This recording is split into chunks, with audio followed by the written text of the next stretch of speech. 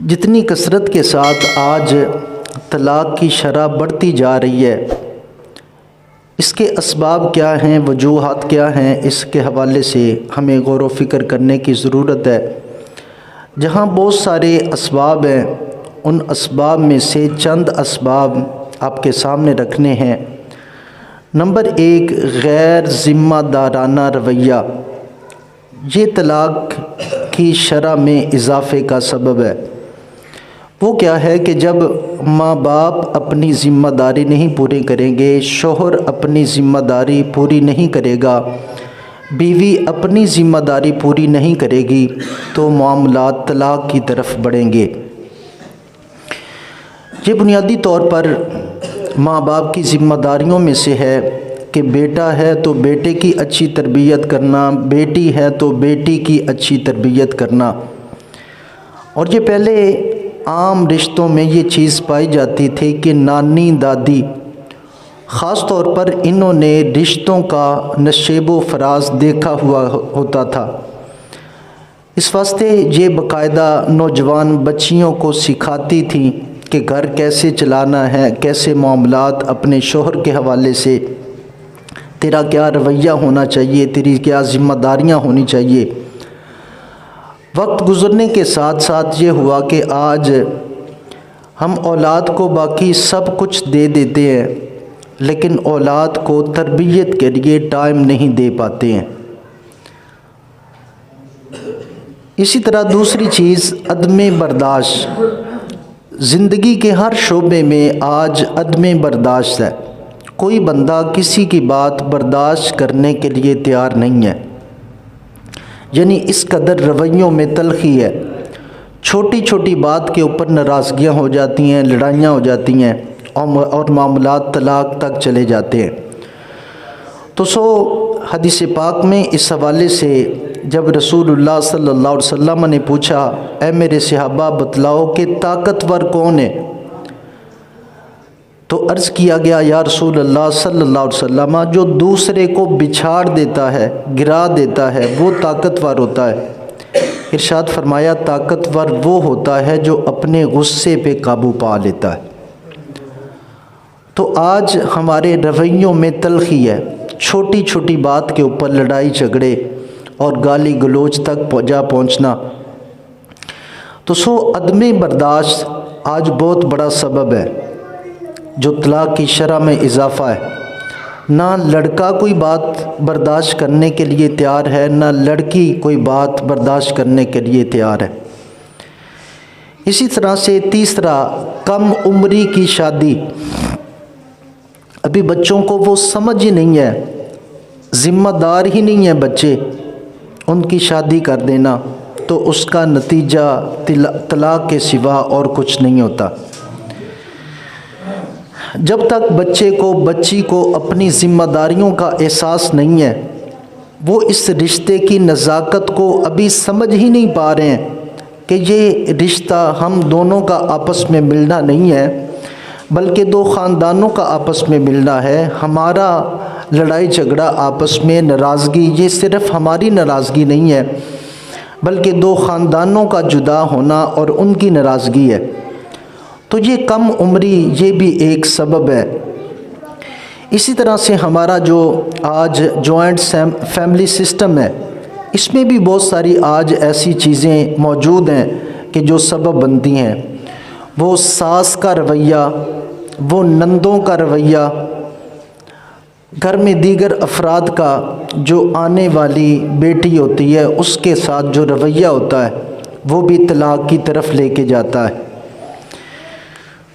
تو ان اسباب کے ہوتے ہوئے میں سمجھتا ہوں جو بہت بڑا سبب ہے وہ یہ ہے کہ ہماری قرآن و سنت سے دوری ہے۔ جو چیزیں ہم نے آخر میں کرنی تھی وہ آج ہم پہلے کر لیتے ہیں۔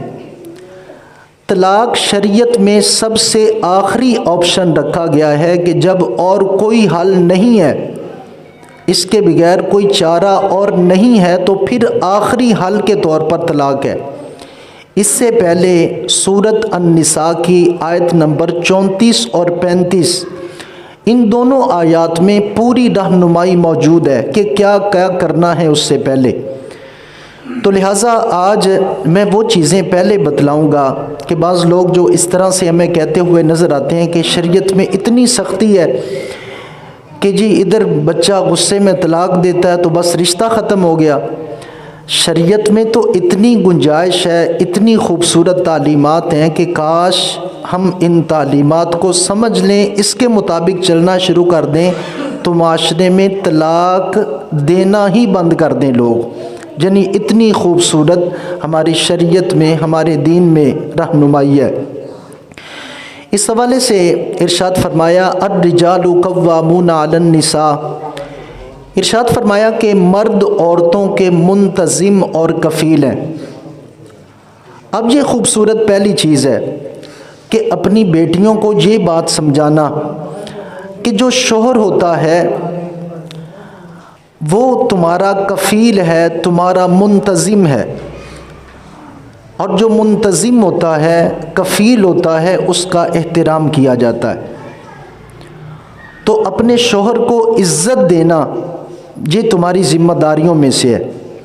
تو جب بیوی اپنے شوہر کو عزت دیتی ہے تو کبھی بھی شوہر اس کے ساتھ غیر منصفانہ رویہ نہیں اختیار کرتا۔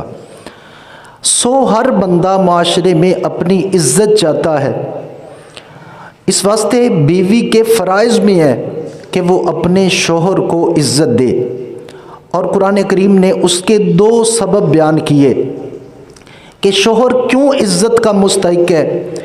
ارشاد فرمایا بما فضل اللہ بعضهم علی بعض، اس واسطے کہ اللہ تعالیٰ نے ان دونوں میں سے ایک کو دوسرے پر فضیلت اور برتری دی ہے۔ یعنی اللہ تعالیٰ نے مرد کو عورت کے اوپر فضیلت دی ہے۔ نمبر 2 ارشاد فرمایا وَبِمَا أَنفَقُوا مِنْ أَمْوَالِهِمْ، اس واسطے مرد عزت کے لائق ہے کہ اس کی عزت کی جائے کہ وہ اپنا مال، روپیہ، پیسہ عورت کے اوپر خرچ کرتا ہے۔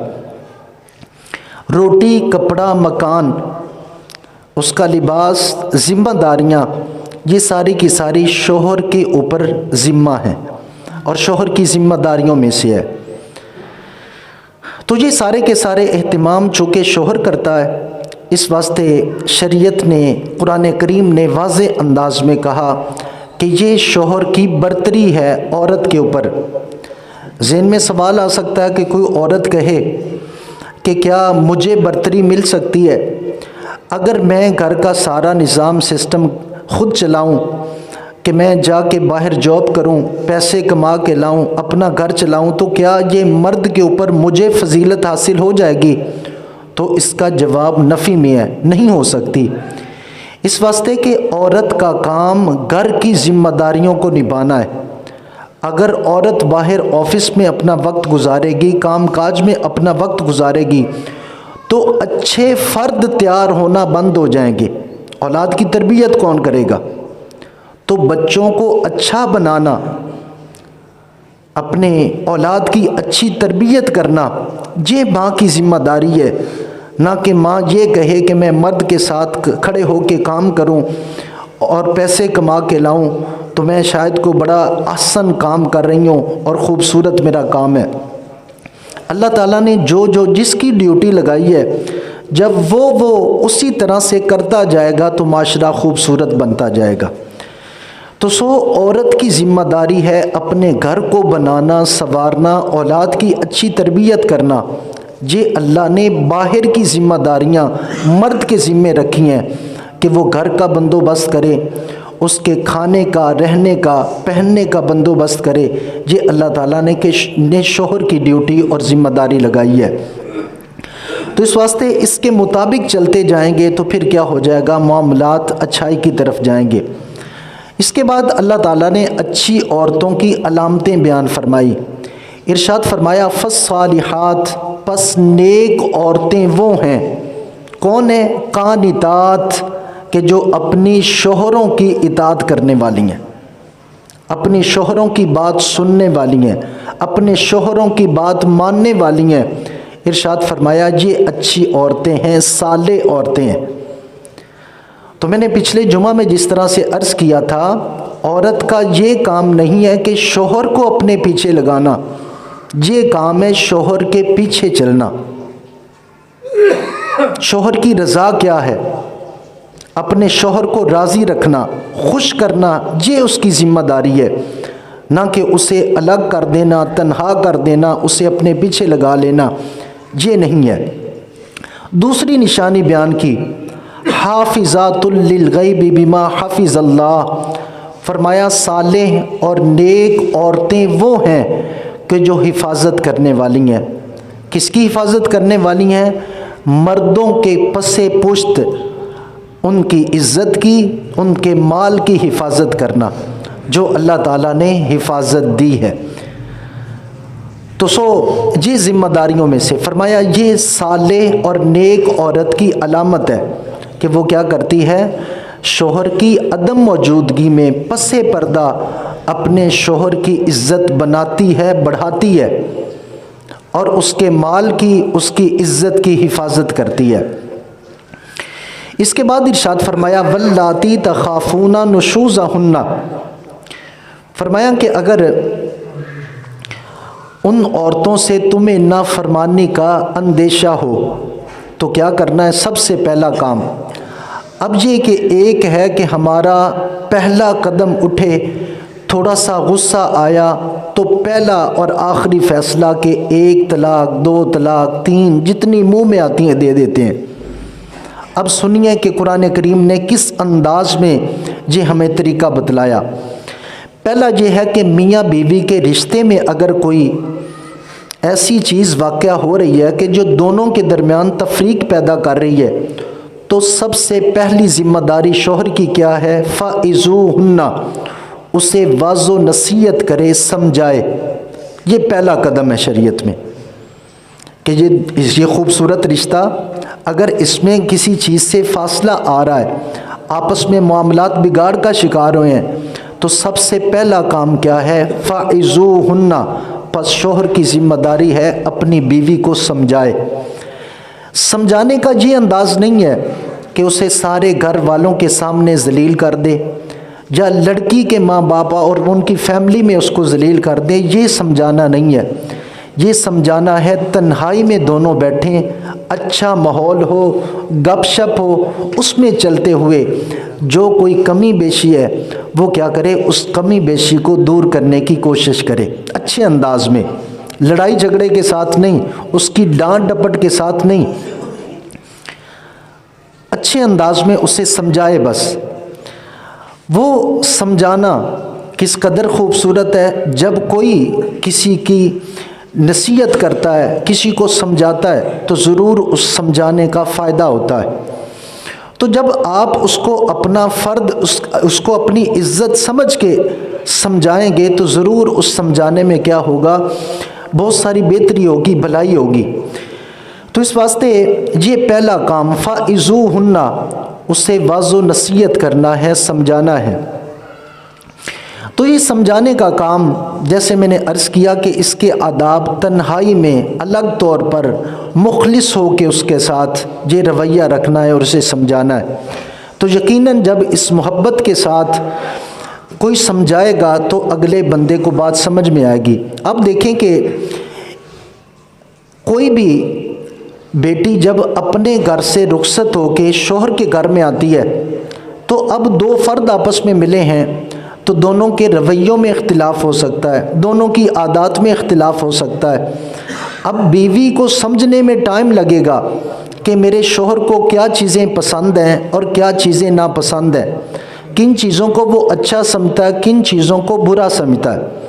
تو ایسا نہیں ہے کہ فوراً سے اس کی ڈانٹ ڈپٹ شروع کر دیں۔ آج ایسا ہوتا ہے، مطلب فوراً سے تماشا بنا لیا جاتا ہے، جی اس کو تو کھانا بھی نہیں بنانا آتا، کھانا بنانا سیکھ لے گی، کیا ہوا ہے؟ اگر بالفرض کوئی کمی ہے، ہر بندے کے، ہر گھر کے اپنے اپنے ٹیسٹ ہوتے ہیں، اپنے اپنے معاملات ہوتے ہیں، اس واسطے اس کو تعلیم دو، ٹریننگ دو، تربیت دو، وہ تمہارے مطابق ہو جائے گی۔ اسی طرح اٹھنے بیٹھنے کی کوئی عادت پسند نہیں ہے تو اسے سمجھا دو کہ بیٹا اس طرح سے نہیں، اس کو اس طرح سے کرنا ہے۔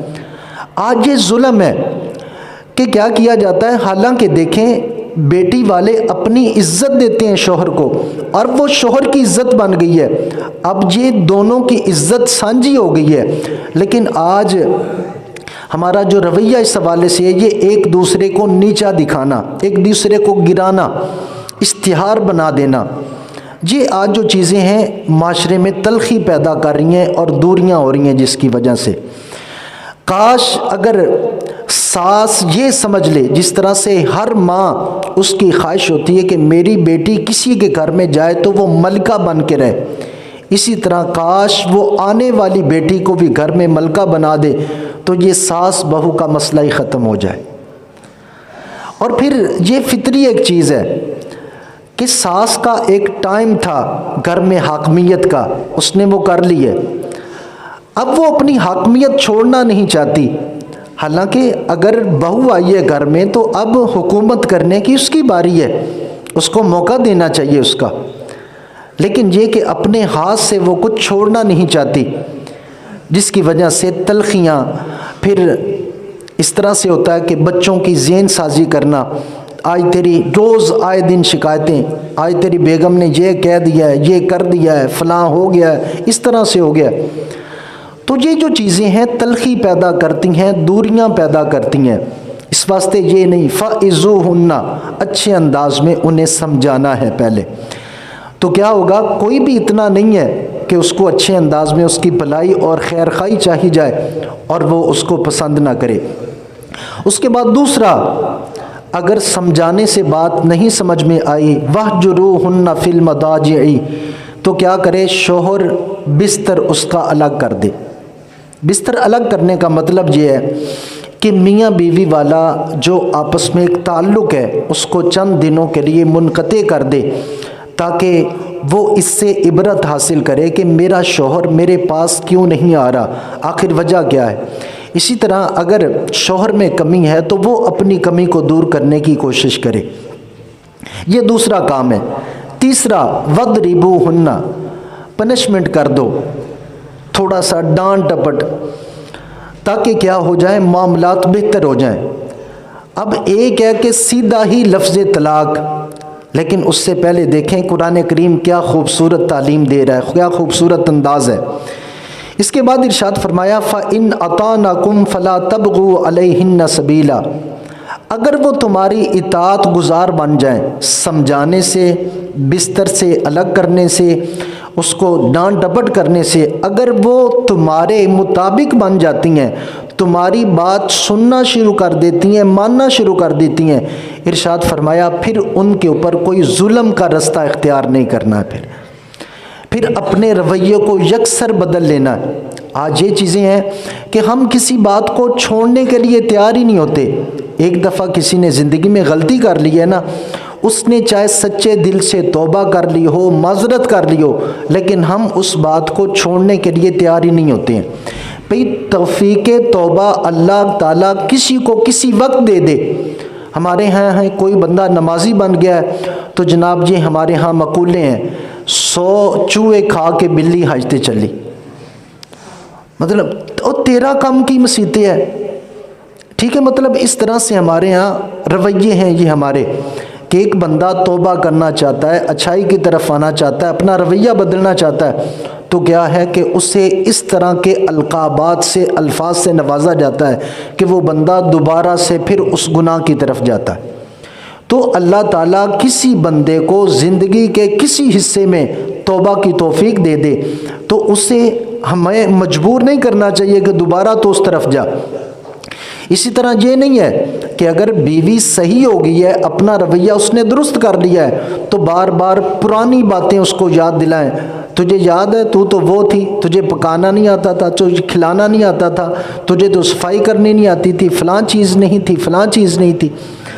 وہ دوبارہ سے پچھلی باتیں یاد نہیں کروانی چاہیے، اور اپنا یکسر رویہ بدل کے خیر خواہی اور بھلائی والا رویہ رکھنا چاہیے۔ یہ قرآن کریم تعلیم دیتا ہے۔ اگر جہاں تک مسئلہ نہیں حل ہوا تو اس کے بعد اگلی صورت وَإِنْ خِفْتُمْ شِقَاقَ بَيْنِهِمَا، پس اگر تمہیں خوف ہو کہ ان دونوں کے درمیان لڑائی جھگڑے اور معاملات بڑھ جائیں گے تو پھر کیا کرنا ہے؟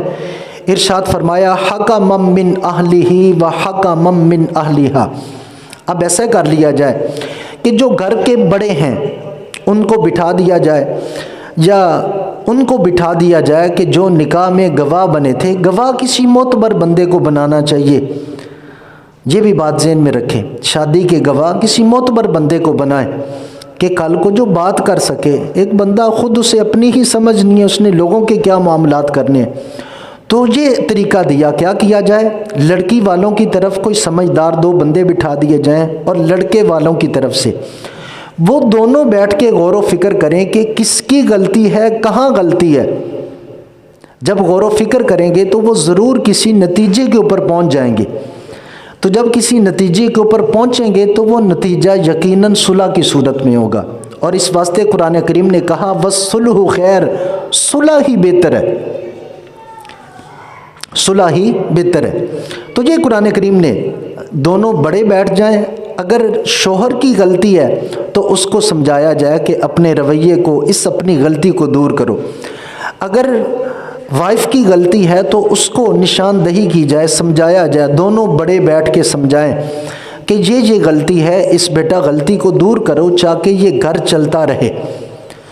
اب یہ ہیں قرآن کریم کی تعلیمات، اور اللہ تعالیٰ ارشاد فرماتا ہے وَإِن يُرِيدَا إِصْلَاحًا يُوَفِّقِ اللَّهُ بَيْنَهُمَا، اگر یہ دونوں سائڈوں کے منصف اگر بھلائی کا، خیر خواہی کا ارادہ کر لیں تو فرمایا اللہ تعالیٰ ان دونوں کو موافق کر دے گا، جوڑ کر دے گا، اللہ کی برکتیں اور رحمتیں شامل حال ہو جائیں گی، تو یہ رشتہ ٹوٹنے سے بچ جائے گا۔ تو یہ قرآن کریم یعنی ہماری شریعت اتنا بچاتی ہے طلاق سے، اتنا بچاتی ہے کہ یہ طلاق، اور میں آپ کو آگے حدیثیں سناتا ہوں کہ طلاق کتنا شریعت کی نظر میں برا فعل ہے، جسے آج ہم نے پہلا ہی آپشن رکھ لیا ہے۔ تو اس والے سے آئیے چند ایک احادیث۔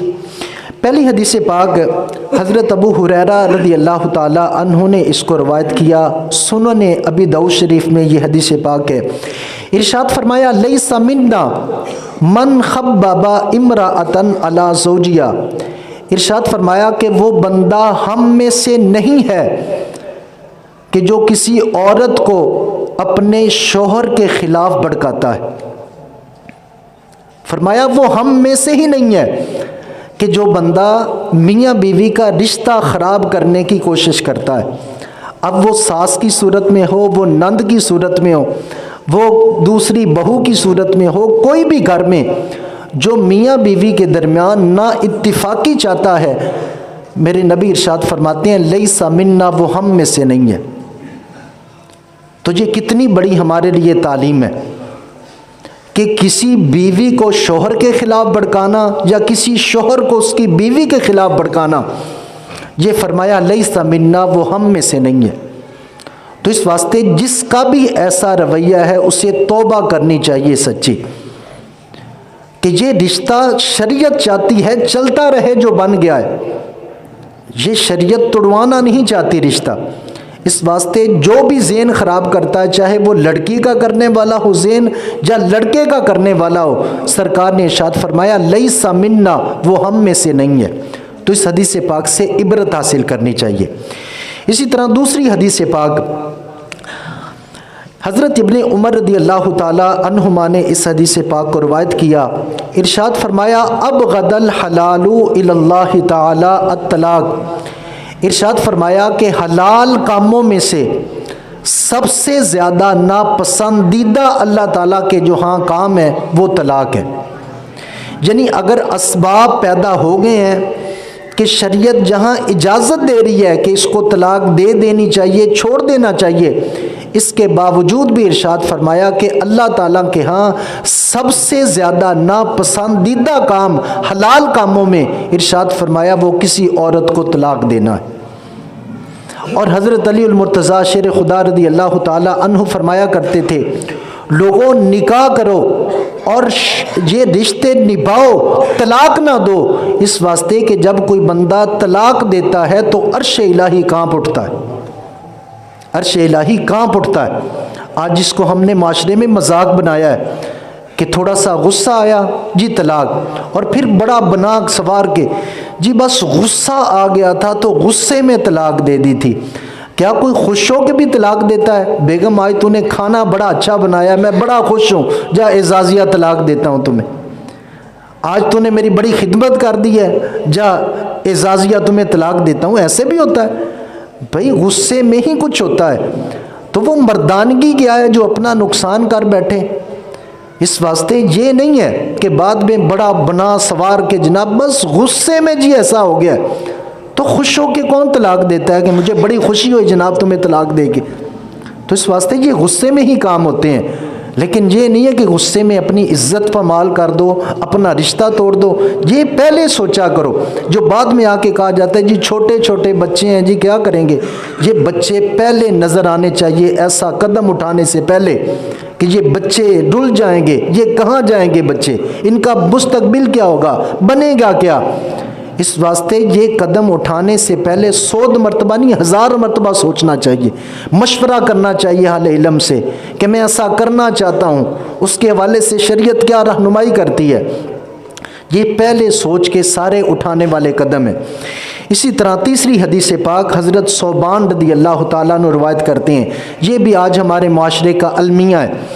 یہ جو جب سے قانون بنا ہے نا یہ، تو آج خواتین اس طرح سے کرتی ہیں، فیملی کورٹ میں چلی جاتی ہیں، وہاں جا کے دعویٰ دائر کیا، دعویٰ دائر کرنے کے بعد کیا ہوا، نوٹس اب عدالت جاری کرتی ہے، تو وہ ریڈر کو پیسے دے کے خود ہی نوٹس وصول کر لیتی ہیں، یک طرفہ فیصلہ کروا لیتی ہیں طلاق کا خلا کی صورت میں، یعنی شوہر کو پتہ ہی نہیں ہوتا، شوہر کو پتہ ہی نہیں ہوتا، وہ اپنے طور پر یک طرفہ ڈگری جاری کروا کے تو وہ فیصلہ لے لیتی ہیں، شوہر کو تب بتلاتی ہیں وہ جب اس کے معاملات ختم ہو چکے ہوتے ہیں۔ لیکن یہ بات ذہن میں رکھنا چاہیے کہ اس وقت جج کو یہ اختیار ہے کہ جب شوہر کو بلایا جائے، شوہر مصلحت کرنے کے لیے، مصالحت کے لیے بیٹھنے کے لیے، اپنی ذمہ داریاں پوری کرنے کے لیے تیار ہی نہیں ہے، تو آخری حل پھر آپشن یہ قاضی کے پاس، جج کے پاس ہے کہ وہ دونوں کے درمیان تفریق کروا دے۔ لیکن اگر کسی شوہر کو پتہ ہی نہیں ہے، اس کی بیوی اپنے طور پہ جاتی ہے، جج نے شوہر کو بلایا ہی نہیں ہے اور وہ فیصلہ کر دیتا ہے طلاق کا، تو ایسے طلاق واقعہ نہیں ہوتی ہے، یہ طلاق واقعہ نہیں ہوتی ہے شرعاً، اس واسطے کہ اللہ تعالیٰ نے شوہر کے ہاتھ میں یہ حق طلاق رکھا ہے، تو اسے جب پتہ ہی نہیں ہے تو کوئی تیسرا بندہ کیسے طلاق دے سکتا ہے، تو اس واسطے ایسی طلاق واقعہ نہیں ہوتی۔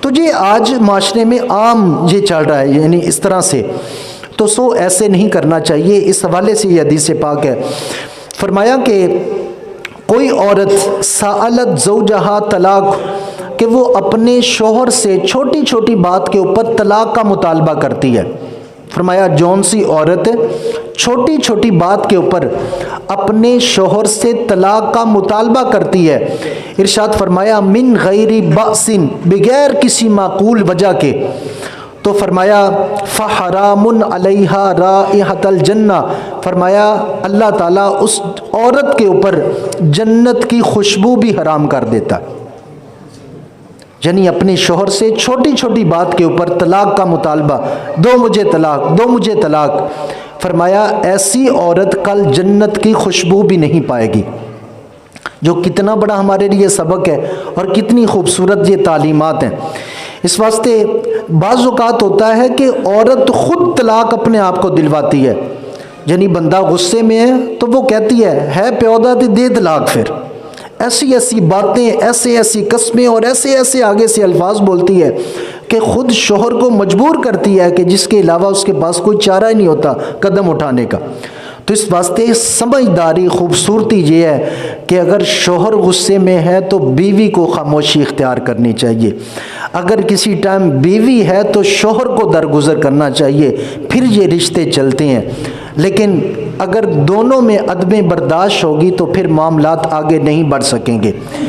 میں نے جیسے عرض کیا کہ یہ جو آج ہم باتیں کر رہے ہیں نا، سن رہے ہیں، یہ ہم اپنا دین سیکھ رہے ہیں، اپنے فرائض سیکھ رہے ہیں۔ یہ جذباتی باتیں نہیں ہیں، نعروں والی باتیں نہیں ہیں، یہ وہ باتیں ہیں کہ جو ہمارے دین کا حصہ ہیں، ہماری زندگی میں ضروری ہیں، اس کے بغیر آج چارہ نہیں ہے۔ یہ ہر فرد کے سیکھنے والی باتیں ہیں۔ تو اس واسطے یہ میں نے عنوانات شروع کیے کہ ہم اس کو سیکھیں، سیکھ کر اپنے رویوں کو بدلیں۔ اسی طرح سے میں نے جیسے عرض کیا تھا کہ طلاق کی شرح میں اضافے کا آج بہت بڑا سبب یہ موبائل فون ہے، سوشل میڈیا کا استعمال ہے، بہت بڑا سبب ہے۔ دیکھیے، کچھ چیزیں فطرتاً ہوتی ہیں، کوئی بھی عورت اپنے اوپر دوسری عورت کو برداشت نہیں کرتی۔ اسی طرح کوئی شوہر یہ نہیں برداشت کرتا کہ میری بیوی کسی غیر محرم کے ساتھ اپنے تعلقات بنائے۔ تو آج اس حوالے سے نوجوان نسل کو سوچنے کی ضرورت ہے۔ اگر کالج لائف میں، یونیورسٹی لائف میں کوئی ایسا ہو گیا ہے، کسی کے ساتھ تعلقات، معاملات ہو گئے ہیں، تو ذمہ داری یہ ہے کہ شادی کے فوراً بعد سب کو خیر بات کہہ دینا چاہیے، اپنے رویے میں تبدیلی لانی چاہیے، اپنے آپ کو بدلنا چاہیے۔ آج یہ ہمارے معاشرے کا المیہ ہے، ماں باپ کو پتہ ہی نہیں ہوتا، بیٹی نے باہر شادی پہلے سے رچائی ہوتی ہے، اسی طرح بیٹوں نے پہلے سے باہر بیوی رکھی ہوتی ہے، شادی کی ہوتی ہے۔ یہ آج ہمارے معاشرے میں یہ چیزیں چل رہی ہیں۔ اس واسطے صرف اتنا نہیں ہے، اور اس حوالے سے آج ہم اتنے غیر ذمہ دار ہیں کہ ہم یونیورسٹی میں بچے کو بھیجتے ہیں، کالج میں بھیجتے ہیں، کبھی ہم نے پیچھا نہیں کیا، جا کے ٹیچر سے پوچھا ہی نہیں ہے کبھی کہ ہمارا بیٹا، ہماری بیٹی کالج میں آتے ہیں، حاضری پوری ہے کیا ہے، بس گیٹ تک چھوڑنا، وہاں سے لینا، یہ ہم ذمہ داری سمجھتے ہیں۔ تو پوچھنا چاہیے کہ کیا کر رہی ہے ہماری اولاد، مدرسے میں داخل کروائیں، اسکول میں، یونیورسٹی میں، کالج میں۔ تو ان چیزوں کے اوپر نظر آج رکھنے کی ضرورت ہے، تاکہ کیا ہو، کوئی غلط قدم نہ اٹھا بیٹھیں۔ اس واسطے کہ جوانی جنون سے ہوتی ہے، جنون میں کوئی بھی فیصلہ اچھا نہیں ہوتا، جو فیصلہ ہوتا ہے غلط ہوتا ہے۔ اسی طرح سے آج سب سے زیادہ جس بات کے اوپر طلاقیں ہو رہی ہیں وہ لو میرج شادی ہے، کہ وہ کامیاب نہیں ہوتی، ناکام ہوتی ہے۔ اسلام میں میرج لو ہے، یہ لو میرج اسلام نہیں ہے۔ پہلے شادی کرو، بعد میں محبت کرو، یہ سنت رسول ہے۔